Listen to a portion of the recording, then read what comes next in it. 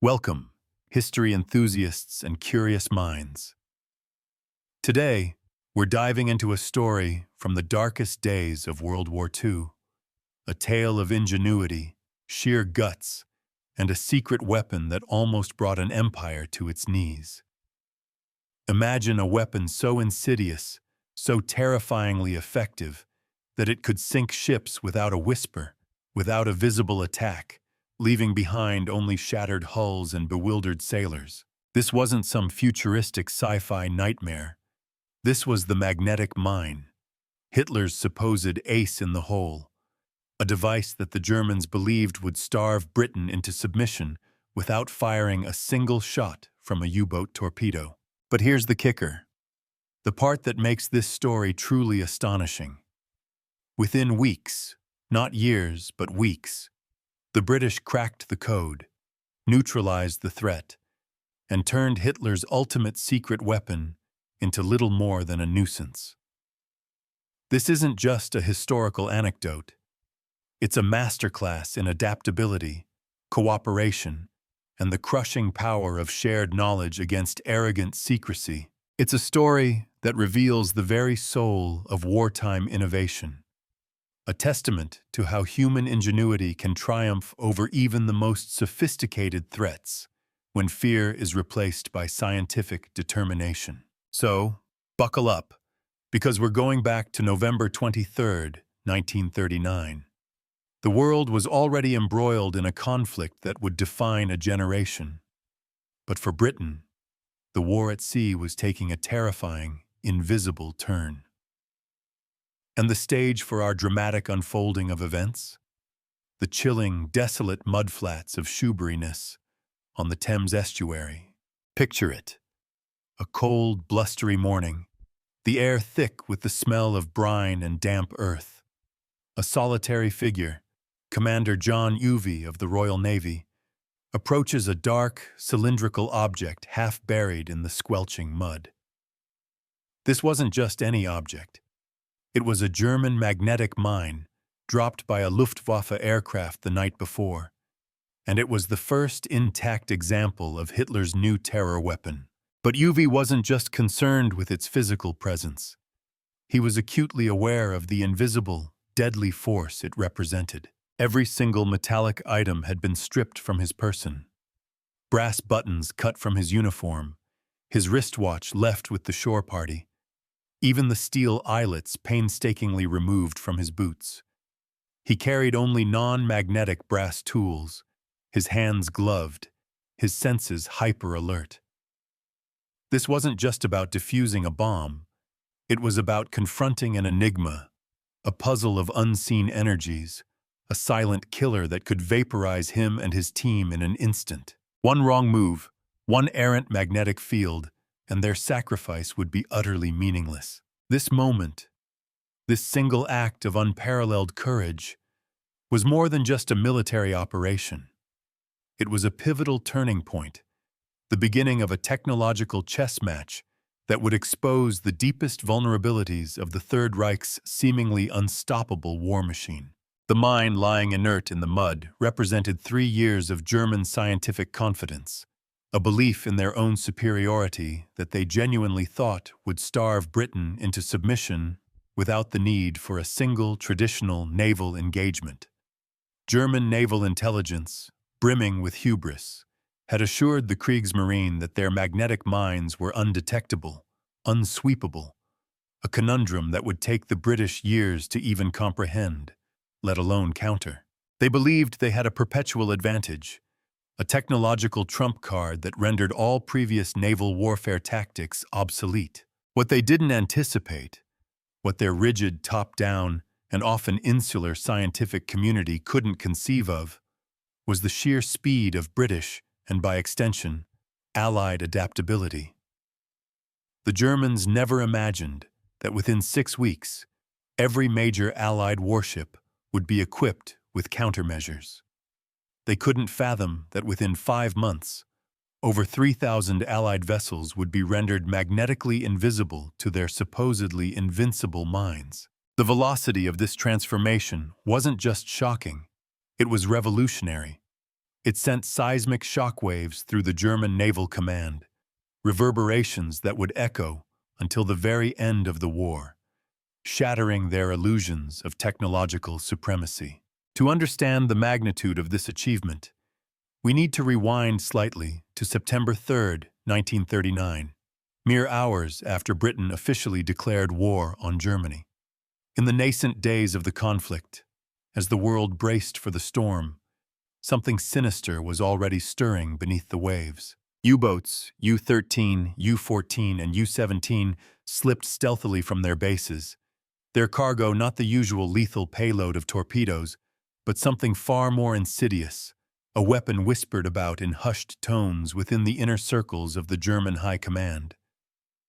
Each submarine carried the TMB magnetic mine, devices that German scientists, with absolute conviction, promised would revolutionize naval warfare. These weren't your grandfather's mines.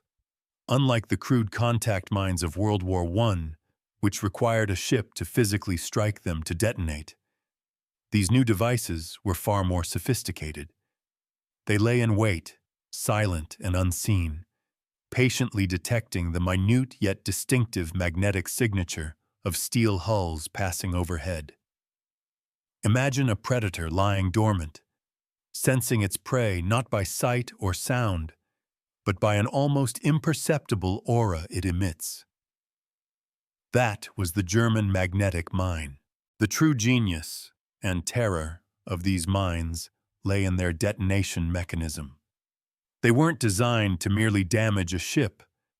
They were engineered for catastrophic destruction.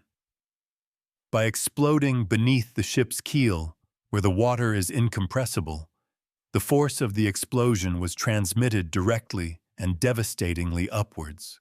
This wasn't a localized hole. This was a shockwave designed to break the ship's back, tearing it in half, often lifting it clear out of the water before it plunged into the depths. German scientists had precisely calculated that a steel ship, by its very nature, concentrated the Earth's magnetic field through its hull, creating a unique magnetic fingerprint, strong enough to trigger the mine from depths of up to 50 feet. It was a weapon elegant in its simplicity, yet absolutely devastating in its effect. It bypassed armor, ignored conventional minesweeping techniques, and struck at the very structural integrity of a vessel. The confidence, bordering on arrogance, within the Kriegsmarine was palpable. Captain Lieutenant Heinrich Liebe, commanding U-38, later articulated this prevailing sentiment in his war diary, a document discovered only after Germany's surrender. He wrote, with an almost chilling certainty, "We carry the weapon that will bring England to its knees. No minesweeper can find them. No method exists to defeat them. The Tommies will starve before they understand what strikes them." This wasn't just personal bravado. It was a reflection of the entire Kriegsmarine's deep-seated belief in their technological superiority, a confidence that blinded them to the possibility of rapid countermeasures. They had innovated, but they had failed to anticipate the innovation of others, a common pitfall for those who believe their own hype. By mid-September, the mysterious disappearances began. Ships, once thought safe, vanished without a trace in waters that had been meticulously swept clean of conventional mines. The steamship Magdeburg was the first to go, disintegrating in a massive explosion on September 10th. 6 days later, the city of Paris met a similar fate. The pattern was baffling. Unlike ships struck by contact mines, which typically showed localized damage at the point of impact, these vessels displayed catastrophic structural failure. Survivors, if there were any, reported their ships breaking cleanly in half, lifted from the water by an enormous, unseen force from below. The psychological impact was immense. How do you fight an enemy you cannot see, a weapon you cannot find? The situation rapidly deteriorated. Throughout October and November 1939, Britain bled shipping tonnage, losing more than 200,000 tons to these invisible predators. The Admiralty, the very heart of the Royal Navy, was forced to make agonizing decisions. Ports were closed, vital convoy routes were rerouted, and desperate officials watched helplessly as ships exploded in waters previously deemed absolutely safe. Each incident paralyzed shipping lanes for days, sometimes weeks, while minesweepers futilely dragged their cables through the very same waters, only to find no conventional mines. It was a nightmare of economic strangulation and psychological warfare, precisely what Hitler had intended. At HMS Vernon, the Royal Navy's mine warfare school in Portsmouth, scientists and officers toiled around the clock, their faces etched with exhaustion, desperately trying to understand this new, existential threat. They knew, theoretically, that magnetic mines existed. Britain had even developed primitive versions back in 1918. But the German models were clearly, terrifyingly, far more sophisticated. They examined over 200 mines recovered in October and November 1939, but every single one was a contact mine. None, absolutely none, explained the mysterious, back-breaking sinkings. The frustration must have been soul-crushing. How do you solve a problem when you don't even know what the problem is? But fate, sometimes, intervenes in the most unexpected ways, often born out of bureaucratic rivalries. The breakthrough, the chink in the German armor, came not from meticulous British intelligence gathering, but from an inter-service rivalry within the German military itself. The Luftwaffe, eager to claim credit for strangling British shipping, and perhaps envious of the Kriegsmarine's perceived monopoly on this secret weapon, began dropping their own magnetic mines by parachute. These weapons, known as Luftmine A and Luftmine B, were massive, weighing up to 1,000 kilograms, and descended slowly and majestically under silk canopies, a stark visual contrast to the stealthy submarine-launched versions. On the night of November 22, 1939, a German Heinkel He-59 floatplane, laden with these aerial mines, approached the Thames estuary at low altitude. British anti-aircraft gunners, perhaps more alert than usual, spotted the aircraft and opened fire. The pilot, startled by the unexpected resistance, panicked and released his mines prematurely, fleeing into the night. One of these mines, by sheer stroke of providence, landed not in the water, but on the mudflats at Shoeburyness during low tide. Army sentries at a nearby garrison spotted the telltale parachute draped across the mud and immediately notified naval intelligence. This was it. This was the moment. Commander John Uvy, then a lieutenant commander and the Royal Navy's Render Mine Safe officer at HMS Vernon, was already investigating reports of German parachute mines in the area. When word reached him of this intact, visible mine, he understood immediately, with a chilling clarity, what they had found. This wasn't just another mine.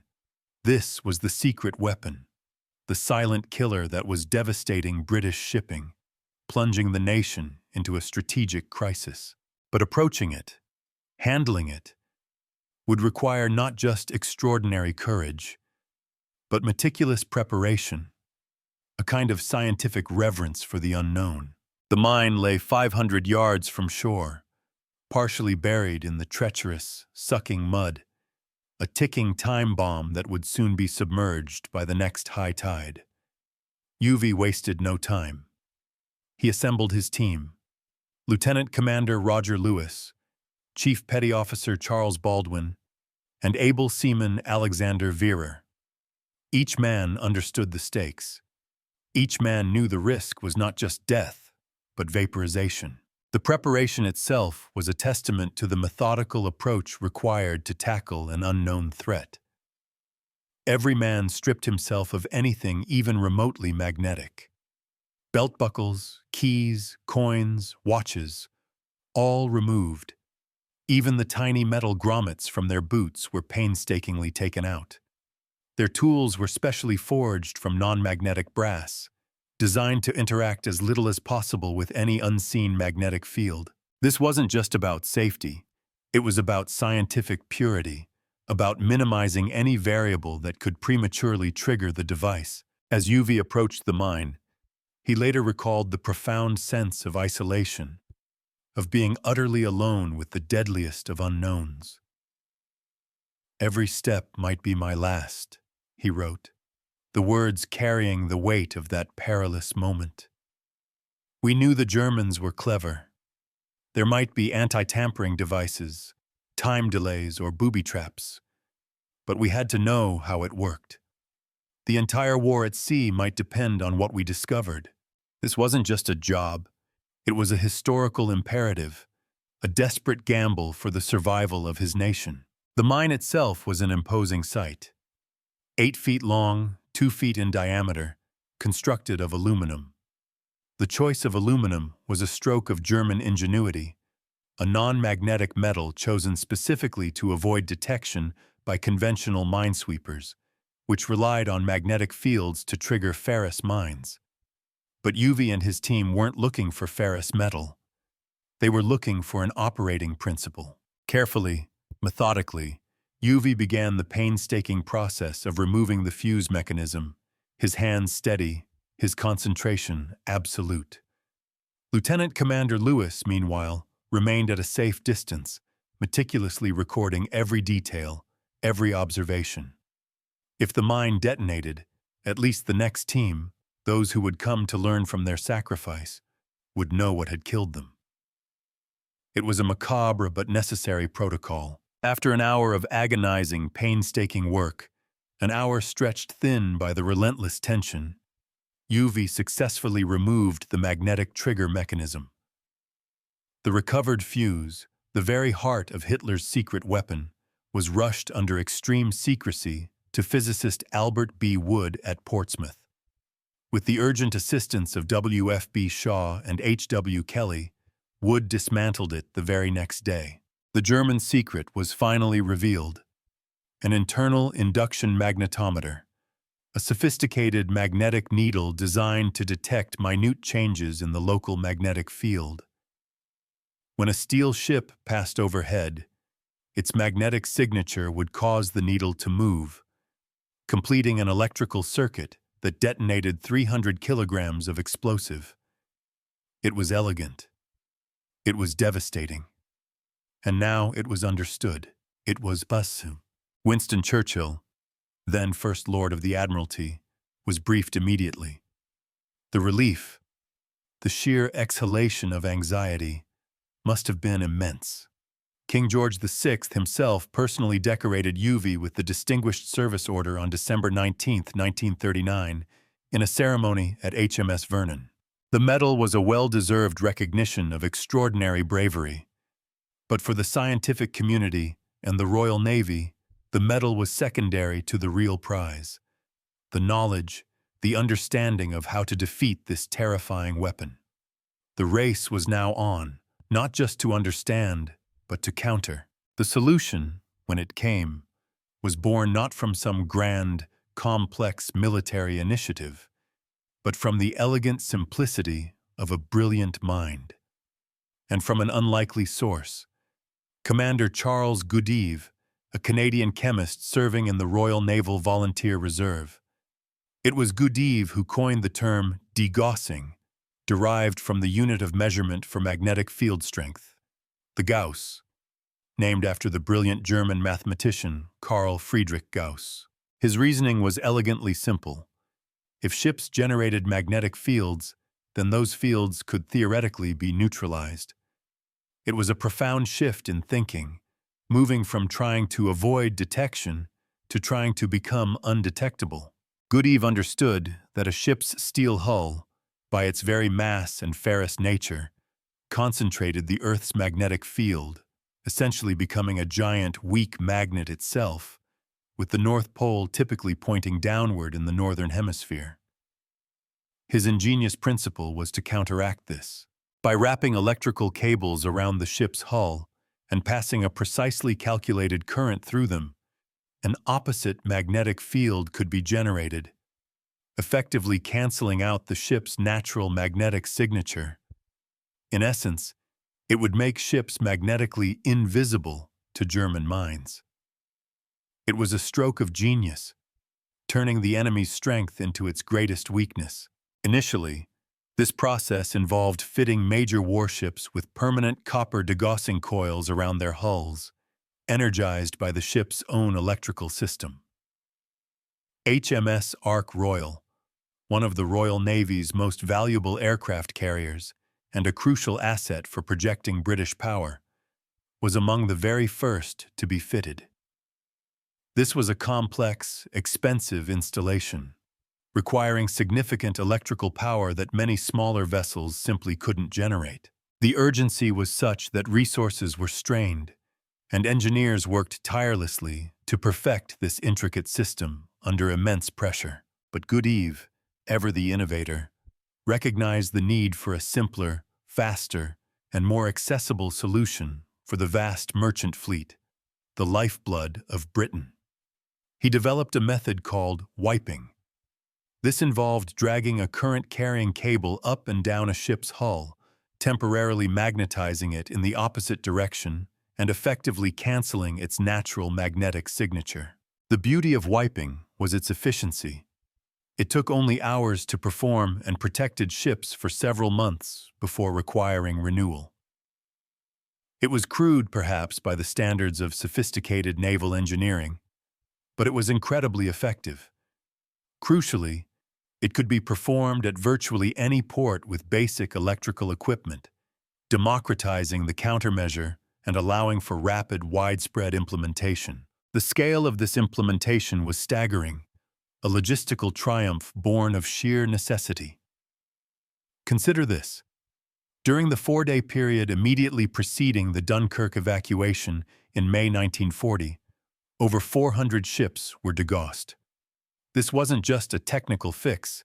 It was a desperate race against time, a scramble to protect every single vessel that might be needed for the heroic rescue of the British Expeditionary Force. Degaussing stations sprouted up at every major British port, humming with activity, working around the clock to process a relentless stream of vessels. Merchant ships, warships, even humble fishing boats, anything with a steel hull received the treatment. The entire maritime infrastructure of Britain was being rapidly, systematically re-engineered to survive. By January 1940, just 6 weeks after Uvy's daring diffusing operation, the first Wellington bomber, modified with a massive magnetic mine-sweeping ring, successfully destroyed a German magnetic mine on January 8, 1940. This aircraft carried a 48-foot diameter aluminum ring, energized with a powerful electrical current, creating a magnetic field so immense it could trigger mines from a safe altitude. It was an audacious and brilliant solution, pushing the boundaries of what was thought possible in aerial warfare. The Germans, utterly convinced of their mine's invincibility, were absolutely stunned by the speed and effectiveness of the British response. Corvette Captain Friedrich Ruge, the very head of German mine development, articulated this shock in a devastating February 1940 report to his superiors. His words convey a sense of disbelief and a dawning realization of catastrophic failure. The British have implemented countermeasures with impossible speed. Our 3-year advantage has evaporated in 3 months. Every calculation of enemy capability has proven worthless. This wasn't just a technical defeat. It was a profound psychological blow, a crack in the very foundation of German confidence in their technological superiority. The belief that they held an insurmountable edge, a belief deeply embedded in the Nazi ideology of Aryan scientific genius, began to shatter. The evidence of this shattered advantage became impossible to ignore. In March 1940, aerial reconnaissance photographs began to capture unmistakable images. The distinctive degaussing cables wrapped around British warships in Scapa Flow, the Royal Navy's primary fleet base. It wasn't just military vessels.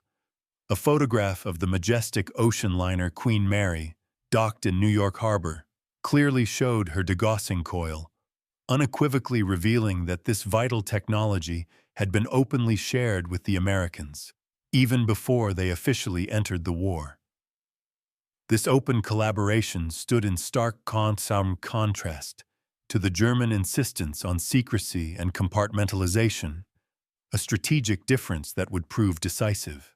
By August 1940, Winston Churchill, ever the orator and strategist, could confidently tell Parliament that the magnetic mine had been effectively mastered. In just 5 months, the combined efforts of permanent degaussing coils and the wiping method had resulted in 1,000 ships wiped and a further 2,000 ships fitted with their own internal cables. The relief across Britain, from the highest levels of government to the families of merchant sailors, must have been immense. Admiral Karl Dönitz, the formidable commander of Germany's U-boat force, recorded his bitter frustration in his war diary, a testament to the psychological toll this unexpected British response took on the German command.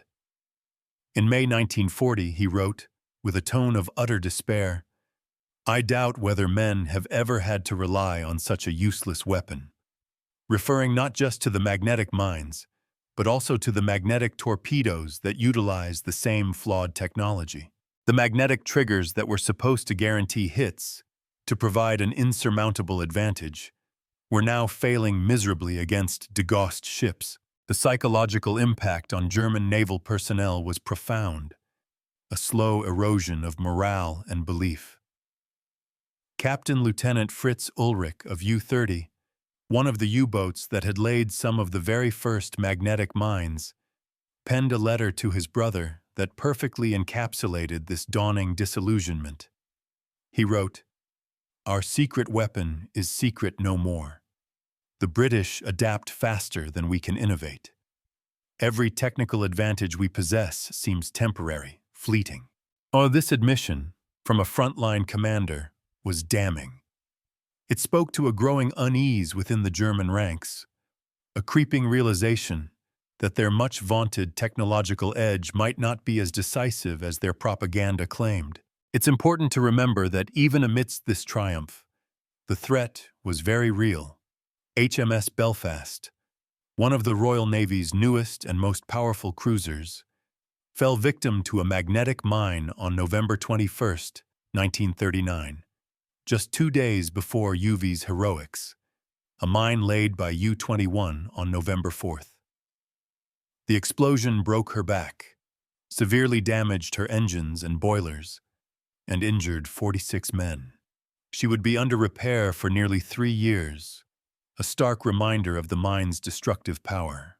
But crucially, Belfast was among the last major warships to fall victim to German magnetic mines. Today, the preserved mine, displayed aboard the very ship it once crippled, serves as a powerful reminder of both vulnerability and victory, a testament to human resilience. German attempts to respond to this devastating countermeasure revealed not just tactical limitations, but fundamental flaws in their industrial and scientific capacity. They quickly developed pressure mines that detected the water displacement of passing ships, and acoustic mines that listened for engine noise. But each innovation, each new iteration, was quickly met with a counter. The British developed noisemakers to trigger acoustic mines from a safe distance, and altered ship speeds and propeller configurations to defeat the pressure sensors. It became a relentless game of cat and mouse, but the Allies were always one step ahead. More damaging than the technical defeat was the glaring revelation of German industrial weakness. Germany had ambitiously planned to produce 50,000 magnetic mines, a number that spoke to their faith in the weapon's strategic importance.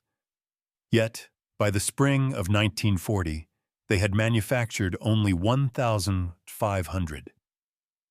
The mines required sophisticated magnetic sensors, and Germany simply lacked sufficient supplies of critical materials like nickel and copper for mass production. Their vaunted scientific brilliance was hampered by practical industrial limitations. The British, meanwhile, demonstrated their industrial might on a scale that dwarfed German efforts.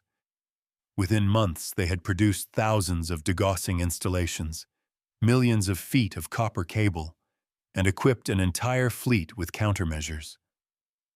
The United States, still officially neutral but increasingly supporting Britain through intelligence sharing and material aid, began its own degaussing program for its merchant vessels, anticipating its inevitable entry into the conflict. This was a war of systems, and the Allied system was proving vastly superior in its ability to adapt and scale. German scientists scrambled, desperate to regain their lost advantage, developing new variants of their mines. They created mines with delayed arming mechanisms that wouldn't activate until several ships had passed, hoping to defeat regular sweeping operations. They added ship counters that would only trigger on the third or fifth vessel, hoping to create a false sense of security before striking. But each innovation, each layer of complexity, required more intricate manufacturing, more scarce materials, and greater precision. The very sophistication that was meant to be their strength became their Achilles' heel, stretching their limited resources even thinner. By late 1940, German naval intelligence intercepted British communications, discussing their mine countermeasures with almost casual confidence. Ships' captains reported degaussing schedules like routine maintenance, a testament to how quickly the miraculous had become mundane. The weapon that was supposed to strangle Britain without risking German lives, the symbol of Nazi technological supremacy, had become a minor inconvenience, a problem solved. The failure resonated profoundly through German strategic planning. Operation Sea Lion, the planned invasion of Britain, had critically depended on magnetic mines to protect the landing beaches from the Royal Navy. Without effective mine barriers, German invasion barges would be left helpless, sitting ducks against the might of British warships. The mine's spectacular failure directly contributed to the invasion's indefinite postponement, a strategic blow of immense proportions. German submariners, pragmatic and facing limited space on their U-boats, increasingly began refusing to carry mines, preferring to use their precious torpedo storage for conventional weapons that offered a higher chance of success. U-boat commander Herbert Schultz bluntly articulated this sentiment. Why waste space on weapons the enemy has already defeated? Every mine we carry is a torpedo we cannot fire at a real target. And this was not just a tactical shift. It was a profound vote of no confidence in the very weapons their high command had touted as war winners. This technological defeat exposed deeper, systemic German weaknesses. Their vaunted scientific superiority proved hollow when faced with the sheer adaptability of the British and the burgeoning industrial support of the Americans. The same nation that produced sophisticated magnetic sensors simply couldn't manufacture them in sufficient quantities. The regime that promised technological miracles delivered weapons that worked perfectly in theory but failed spectacularly when confronted by determined, cooperative countermeasures. The gap between theory and practical, scalable application was immense, and it was costing them the war at sea. Meanwhile, the Allies continued to innovate. The WWII sweep, developed by Charles Goodeve himself, consisted of two electrical cables towed behind non-magnetic vessels. Electrical current passed between them, creating a magnetic field that could clear an astonishing 10 acres of seabed at once. By March 1940, this method had cleared 74 mines, and by June, 300 had been destroyed. These sweeping operations didn't just clear channels. They revealed the full extent of German mining efforts and, crucially, their ultimate futility. British minesweepers methodically cleared channel after channel, often finding dozens of sophisticated mines that had cost Germany precious resources to develop and deploy. Each recovered mine provided invaluable intelligence about German capabilities, but more importantly, about their limitations. American observers, officially neutral but increasingly leaning towards supporting Britain, watched with intense interest. Captain Jerry Land of the U.S. Maritime Commission reported back to Washington with a clear assessment. The British have defeated the German magnetic mine through scientific understanding and industrial application. They share their methods freely with us. German secrecy has gained them nothing. This was a powerful endorsement of the Allied approach. The U.S. Navy immediately began its own degaussing program, establishing facilities at major ports. American shipyards, gearing up for war, incorporated degaussing systems into new construction. Liberty ships, the iconic cargo vessels that would sustain Allied armies across the globe, were designed with built-in degaussing coils. By the time America officially entered the war, its entire merchant fleet was protected, a testament to foresight and proactive collaboration. German efforts to maintain mine effectiveness became increasingly desperate, almost frantic. They developed combination mines that required both magnetic and acoustic signatures to detonate. These weapons were so complex, so intricately engineered, that they often failed to work at all, becoming more dangerous to handle than to the enemy. German sailors, with a dark gallows humor, joked that their own mines were more hazardous to them than to the British. The magnetic mine revelation extended far beyond mere technology. It exposed fundamental flaws in Nazi ideology itself. The regime that ceaselessly proclaimed German racial and intellectual superiority watched, in impotent fury, as British scientists, including many Jewish refugees from Germany, solved their secret weapons in a matter of weeks. The nation that promised technological miracles through Aryan genius was outmatched by democratic cooperation, intellectual freedom, and the combined might of Allied industry. Dr. Rudolf Kuhnhold, a key figure in German radar development, learned of the magnetic mine's rapid defeat through neutral sources. In his private papers, he penned a scathing critique that resonated with the deeper systemic issues. The mine failure demonstrates our systematic weakness.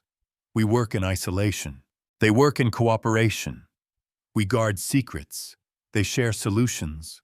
We promise miracles. They deliver results. This stark comparison perfectly encapsulated the ideological chasm that separated the combatants and ultimately contributed to the Allied victory.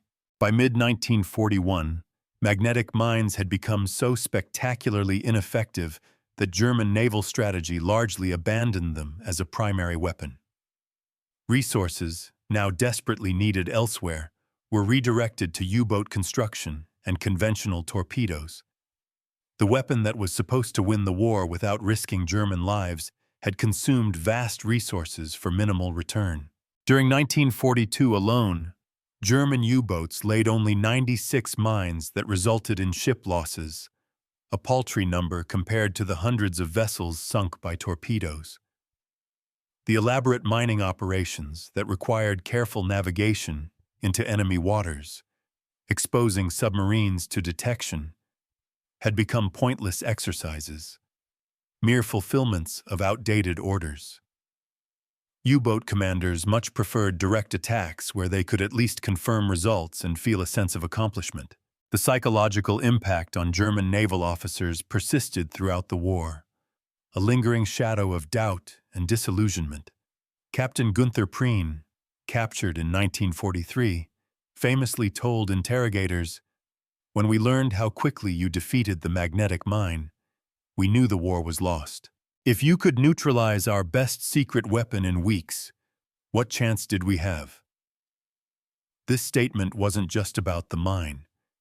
It was about the crushing realization of Allied adaptability and the fragility of their own perceived supremacy. British scientific teams, emboldened by their stunning success against the magnetic mine, approached each new German weapon with a newfound confidence, a sense of, "We've done it before, we can do it again." When acoustic mines appeared, they developed noise-making countermeasures within months.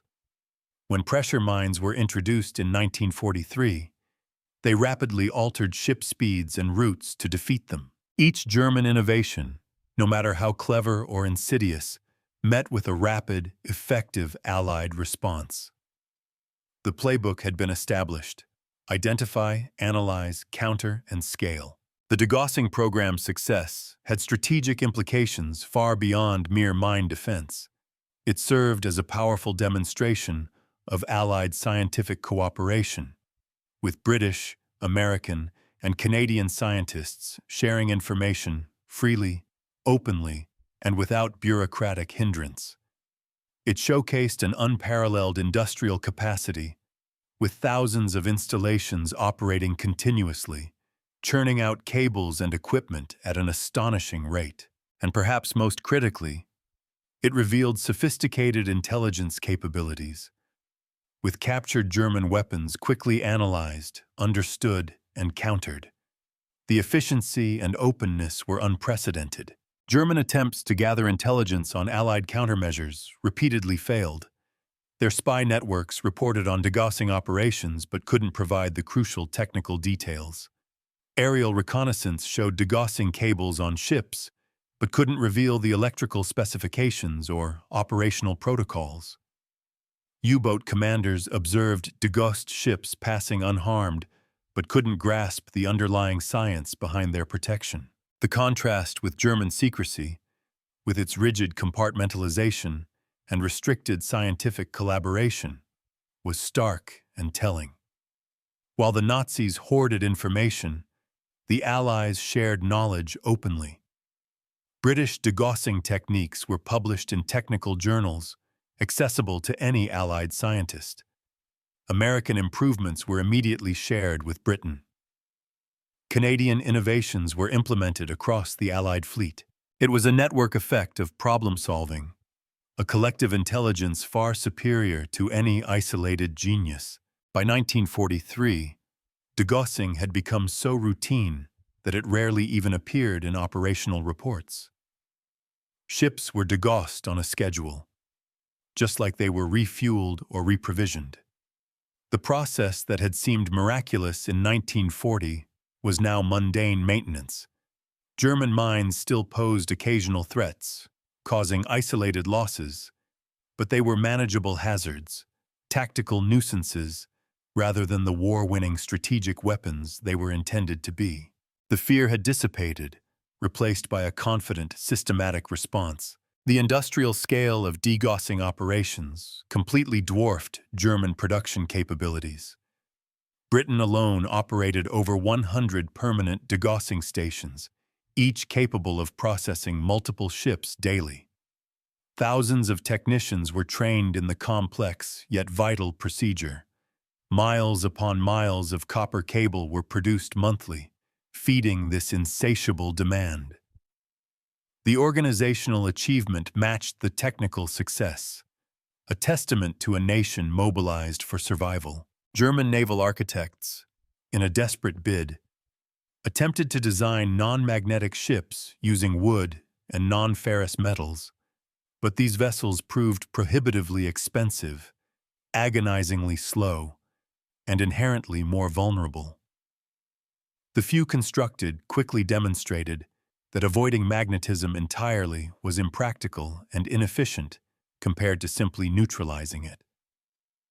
German innovation was constrained by resource limitations and ideological blindness that simply didn't affect the Allies in the same way. The psychological dimension of the mine war extended to German civilians. Nazi propaganda had promised that magnetic mines would starve Britain into submission, bringing about a swift and decisive victory. When British shipping continued, when convoys still plied the Atlantic, despite the mines, German confidence in their technological superiority began to visibly erode. Workers in mine factories, disillusioned, began to question why they were producing weapons that the enemy had already defeated. Allied psychological warfare shrewdly exploited the mine's failure. BBC broadcasts detailed degaussing successes, often exaggerating their effectiveness to demoralize German listeners. Leaflets dropped over German naval bases showed photographs of degaussed ships passing safely through minefields. The message was clear, unambiguous, and devastating. German secret weapons held no secrets from the Allies.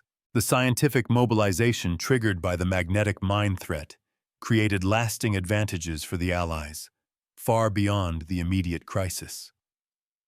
Research teams formed to counter mines later worked on critical technologies like radar, sonar, and code breaking. Scientists who learned to cooperate across national boundaries continued collaborating throughout the war, forging networks of expertise and trust that proved invaluable. The emergency response to magnetic mines established patterns of scientific cooperation, funding, and rapid deployment that would persist, shaping the Allied war effort in countless ways. German scientists who had developed the magnetic mine watched their creations fail with a complex mix of professional interest and personal despair. Dr. Helmuth Walter, who had contributed to mine development, later reflected on this defeat with stark honesty. "We created an elegant weapon, defeated by a simple solution. Our failure was not technical, but systematic. We worked in isolation while our enemies worked together." This self-reflection, coming from within the German scientific community, was a powerful admission of the ideological and organizational flaws that plagued the Third Reich's war machine. The economic impact of the failed mine campaign further strained Germany's already dwindling resources. Each sophisticated mine cost approximately 3,000 Reichsmarks to produce, equivalent to 3 months' wages for a skilled worker. Thousands were produced and deployed, but the return on investment was profoundly negative. The resources consumed far exceeded any damage inflicted on Allied shipping, a monumental waste of material and human capital. Allied convoy operations, initially paralyzed by magnetic mine fears, resumed with renewed confidence once degaussing became widespread. Merchant sailors, who had rightly refused to sail through waters deemed impossibly dangerous, returned to duty knowing their ships were now protected. Insurance rates, which had skyrocketed due to mine losses, decreased dramatically as degaussing proved its undeniable effectiveness. The economic warfare Germany intended to wage through mines had not only backfired, but it had strengthened the resolve and confidence of the very nation they sought to strangle. The technological cat-and-mouse game continued throughout the war, but the momentum had shifted decisively. When Germany deployed the Oyster pressure mine in June 1944, during the Normandy invasion, hoping to disrupt Allied supply lines, the weapons proved largely ineffective. Allied ships simply adjusted their speeds and routes, having anticipated this development for years. By 1944, German submarine commanders considered mine-laying missions as nothing short of punishment duty. The weapons they carried were increasingly sophisticated, but decreasingly effective. U-boat war diaries from this period reflect a profound resignation rather than any genuine enthusiasm. Commanders recorded laying mines with no expectation of success, merely fulfilling orders that seemed increasingly pointless. The intelligence gathered from captured German mines provided insights far beyond mine warfare. Analysis of components revealed German manufacturing capabilities, highlighted material shortages, and exposed quality control problems. Serial numbers on parts allowed Allied intelligence to track production rates and even factory locations, providing a window into the inner workings of German industry. The mines, once a symbol of terror, became windows into German industrial capacity and strategic vulnerabilities. British confidence in their scientific superiority validated so dramatically by the magnetic mine victory, influenced strategic decisions throughout the rest of the war. When Germany deployed V weapons, acoustic homing torpedoes, and jet aircraft, Allied leaders remained confident that countermeasures would ultimately be found. The rapid defeat of the magnetic mine had proven that even Germany's most terrifying secret weapons could be mastered. The organizational structures created to manage degaussing became templates for other vital wartime programs. The seamless coordination between military, scientific, and industrial sectors, established during the mine crisis, was replicated for radar development, convoy protection, and ultimately, invasion planning. The emergency response to magnetic mines had created lasting institutional capabilities that served the Allies well. In the Pacific theater, American forces quickly applied lessons learned from the European mine war.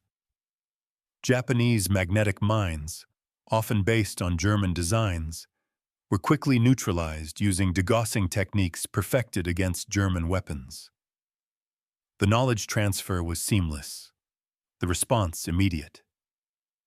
What had taken months to develop against Germany took mere days to implement against Japan, a testament to the power of shared knowledge and rapid adaptation. German post-war analysis of the magnetic mine failure was brutally honest, a rare moment of introspection. Admiral Dönitz, writing in his memoirs, admitted, "We placed too much faith in technical superiority without considering enemy countermeasures. The magnetic mine should have been one weapon among many, not a war-winning miracle. Our failure was conceptual, not technical." Karl Kaufmann, Gauleiter of Hamburg, who had witnessed the mine production efforts firsthand, wrote after the war, "We watched thousands of workers produce weapons that the enemy had already defeated. The regime's promise of wonder weapons was exposed as fantasy.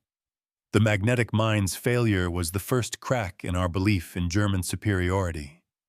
These were not mere technical critiques. They were profound indictments of a system that prioritized secrecy and ideology over adaptability and cooperation. Veterans of the mine war carried its profound lessons into the post-war period. British scientists who had worked on degaussing became leaders in civilian technology development. American naval officers who had implemented countermeasures shaped Cold War naval strategy, emphasizing flexibility and continuous innovation. The magnetic mine crisis had created a generation of expertise that extended far beyond its original context, influencing everything from electronics to logistics. The preserved German magnetic mine, still displayed in HMS Belfast in London, stands as a monument to multiple victories. It represents Commander Uvy's unparalleled courage in defusing an unknown weapon, British scientific ingenuity in developing countermeasures, and Allied industrial might in implementing solutions on an unprecedented scale. Most importantly, it symbolizes the shattering defeat of Nazi assumptions about technological and racial superiority. School groups visiting HMS Belfast often ask why such a simple-looking device caused such fear. Guides explain that the mine's true power lay not in its explosive charge, but in its psychological impact. For a brief, terrifying period, it made the seas impossible and Britain vulnerable. Its rapid defeat proved that no secret weapon, no matter how clever, could ultimately overcome determination, cooperation, and industrial capacity. The speed of the Allied response to magnetic mines shocked not just Germany, but neutral observers worldwide. Swedish naval attaché Eric Klint reported to Stockholm with an almost awestruck tone. "In 10 weeks, the British have nullified a weapon system Germany spent 3 years developing. This demonstrates not just technical capability, but organizational superiority that will determine the war's outcome." Swiss intelligence, monitoring both sides with keen interest, noted the fundamental difference in approaches. Their reports described German scientists working in enforced secrecy, forbidden to discuss problems or share solutions, their efforts compartmentalized and isolated. Meanwhile, Allied scientists held conferences, published papers, and freely exchanged ideas across national boundaries. The contrast, they concluded, explained the vastly different outcomes. The magnetic mine episode revealed fundamental differences in how the opposing sides approached warfare, differences that would ultimately define the conflict.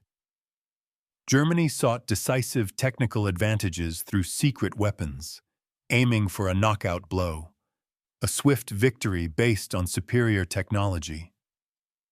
The Allies, on the other hand, relied on systematic responses, industrial scaling, and information sharing, building a resilient and adaptable defense. The German approach produced spectacular innovations that often failed when countered. The Allied approach produced steady, accumulating advantages that ultimately led to victory. Modern naval historians consider the magnetic mine crisis a turning point, not necessarily in the war's outcome itself, but in its very character. The rapid Allied response demonstrated that the war would be won not through secret weapons or individual tactical brilliance, but through industrial production and relentless scientific adaptation. Germany could innovate, but it could not sustain. The Allies could absorb, adapt, and ultimately overwhelm. The human dimension of the magnetic mine defeat resonated deeply through German naval ranks. Young officers who had joined the Kriegsmarine believing implicitly in German technical superiority watched that belief shatter before their very eyes. Enlisted sailors, who had been told they served the world's most advanced navy, discovered they were outnumbered, outproduced, and ultimately outmaneuvered. The psychological impact of this dawning realization preceded and amplified later military defeats. Allied sailors, initially terrified of invisible mines that could destroy their ships without warning, gained immense confidence from the widespread success of degaussing. The phrase, "ships being wiped," became a reassuring mantra in dangerous waters, a symbol of protection and resilience. Merchant seamen, who had considered refusing dangerous voyages, returned to duty knowing that science and the tireless efforts of countless individuals now protected them. The paralyzing fear that had gripped shipping was replaced by routine precaution, a remarkable transformation born of ingenuity. The technological transfer from military to civilian applications began even during the war. Degaussing techniques were adapted for protecting industrial equipment from magnetic interference, finding unexpected uses in a variety of fields. The precision measurement of magnetic fields, developed for mine detection, improved navigation systems for both military and civilian vessels.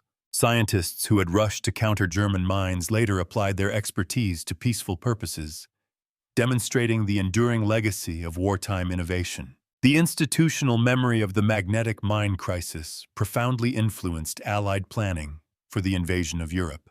Assuming, rightly, that Germany would use advanced mines to protect invasion beaches, Allied forces prepared comprehensive countermeasures years in advance. Specialized minesweeping units were meticulously trained and equipped. The entire invasion fleet was thoroughly degaussed. German mine barriers, when encountered during D-Day, were quickly neutralized using the very techniques developed in 1940. The lessons learned had been fully integrated. Intelligence services on both sides rigorously studied the magnetic mine episode for lessons in technical intelligence and countermeasure development. The British success in rapidly analyzing and defeating the weapon became a textbook example of effective technical intelligence, a model for future efforts. The German failure to anticipate countermeasures, a testament to their insular thinking, became a cautionary tale about overconfidence in secret weapons and the dangers of underestimating an adversary's adaptability. By war's end, magnetic mines had become almost irrelevant to naval operations. Allied ships were routinely degaussed, sweeping techniques were perfected, and detection equipment was incredibly sophisticated. German mines still caused occasional losses, but they were tactical inconveniences rather than strategic threats. The weapon that was supposed to transform naval warfare, to be a decisive game-changer, had become little more than a historical footnote, a testament to its spectacular failure. The preserved technical documents from both sides reveal the profound gulf between German and Allied approaches. German documents emphasize secrecy, compartmentalization, and technical sophistication in isolation. Allied documents, in stark contrast, emphasize cooperation, standardization, and mass production. The German approach, for all its brilliance, produced brilliant failures. The Allied approach produced effective, scalable, and ultimately victorious solutions. Educational institutions in Britain and America still use the magnetic mine crisis as a powerful case study in crisis management and technical problem-solving. Business schools examine the organizational response, the rapid mobilization of resources and talent. Engineering programs study the technical solutions, the elegant physics behind degaussing. Military academies analyze the strategic implications, the interplay between technology, intelligence, and doctrine. The episode's lessons extend far beyond its historical context, offering timeless insights into innovation, adaptability, and the nature of complex challenges. The veterans who participated in the magnetic mine crisis carried profound lessons from their experiences. John Uvy, who risked his life defusing the first mine, later reflected, with the wisdom of hindsight, "We faced a weapon that seemed invincible until we understood it. Once understood, it was simply another problem to solve." The Germans never grasped that secrecy is less powerful than knowledge shared. His words resonate with a simple, profound truth. Charles Goodeve, who developed degaussing and became a leader in post-war scientific development, often told colleagues, "The magnetic mine taught us that no single weapon wins wars. Victory comes from systematic response, industrial application, and refusing to be paralyzed by fear. The Germans gave us a gift. They taught us we could master any challenge through cooperation." The story that began on the cold, bleak mudflats of Shoeburyness in November 1939 had revealed fundamental truths about modern warfare, truths that remain relevant today. Technical innovation alone, no matter how brilliant, couldn't guarantee victory. Industrial capacity mattered more than isolated scientific genius. Cooperation, transparency, and a willingness to share knowledge decisively defeated secrecy and rigid dogma. The magnetic mine, designed by Germany to starve Britain into submission, instead fed Allied confidence. The weapon designed to demonstrate German superiority proved Allied adaptability, resilience, and the power of collective intelligence. In the end, the story of German magnetic mines and Allied degaussing is a timeless narrative of assumptions shattered and realities revealed. The Germans assumed their secret would remain secret, their advantage permanent, their enemies helpless. They discovered, to their immense cost, that secrets can be solved, advantages neutralized, and enemies can be far more capable and adaptive than imagined. The transformation from a weapon of terror to one of irrelevance took less than a year. The magnetic mine that paralyzed British shipping in November 1939 was, by November 1940, a routine hazard, a problem solved. Its failure was complete, comprehensive, and utterly permanent. It stands as history's enduring evidence that in modern warfare, and indeed in any complex challenge, there are no permanent secrets, no lasting advantages, and no weapons or problems that cannot be countered, understood, and ultimately mastered by determination, cooperation, shared knowledge, and the relentless application of industrial might. And that, my friends, is a lesson worth remembering, always.